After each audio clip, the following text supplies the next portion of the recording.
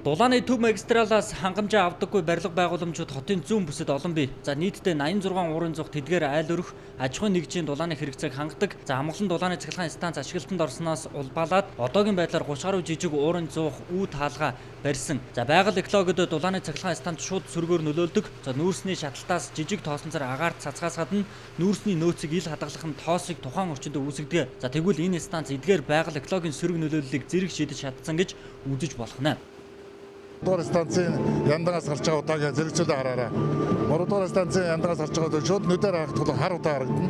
Энд бол цайвар өнгөтэй яваа. Тэгэхээр 95-аас 99 үеийн бохирыг бол шүүж байгаа. Өнөөдөр бол яг бүрэн хүчин чадлаараа ажиллаж эхэлж гинүү те. За өнөөдөр бол бүрэн хүчин ер нь бол ажиллагааны хувьд бол бүрэн хүчин чадлаараа ажиллаж байгаа. За дулаан хүргэл дээрээ бол 3.1-тэй тэнцэх хэмжээнд 30% дээр ажиллаж байна гэсэн үг. Яагаад вэ гэхээр энэ станц маань баригдаад салаалж баахан дулааны шугамуд баригдах хэвээр. Энэ өртгөн нь бол бондоос гарч байгаа. Энэ бондынхаа хөрөнгийг хэдийн хугацаанд нөхөх вэ? За 30% дээр гэх юм бол нэлээд хугацаа алдчихна. 180-аас 90% дээр ажиллах юм бол 6-аас 8 жилийн хугацаанд өртөг нөхөхөр байгаа. Ирэх жилүүдэд шугам сүлжээний бүтээн байгуулалтууд хийгдвэл бүрэн чадлаараа түгээлтээ хийхэд бэлэн.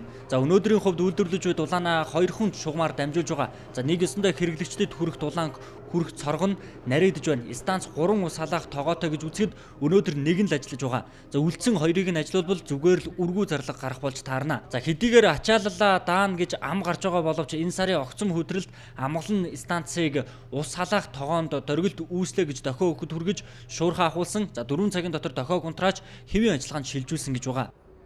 Энд юу харуулж байгаа тэр шин тоногол төр юм гарч болно. Тэр энэ ямиг бид нар одоо дахиад залруулах, сэмэн цэгцлэх энэ бүх ажлаа хийгээд одоо ингээд энэ чинь үнцэнд туршилтын үйл ажиллагаа улсын комисс ажиллаж байгаа үе байхгүй юу. Тийм учраас энэ ажиллагаа ингээд хэвийн зөвшөөрөл арилгасаа. Дахиад одоо иймэрхүү өшөлт гарахгүй шин тоногол төр. Бүгд найрамдах Хятад ард улсын гүйцэтгэгч компани түлхүүр гардуулан өгөх журмаар барилгын ажлыг гүйцэтгэж байгаа юм. За өнөөдөр хэдийгээр хүлээлэн өгч байгаа мэт боловч аливаа асуудал гарах эрсдлийг гүйцэтгэгчийн тал хариуцж байгаа. За тодорхой хугацааны турш хэвийн ажиллагааг хангаж 100% эрсдэлгүй баталгаатай гэж үзсний дараа Монгол улсын тал хүлээн авна. 3 тогоо ажиллахдаа доголдолгүй байгаа эсхийг эцэслэнэ гэсэн үг. За үүний дараа станцыг барихад зориулсан зээлийн эргэн төлөлтийн үргээ бид биелүүлж эхлэх юм а.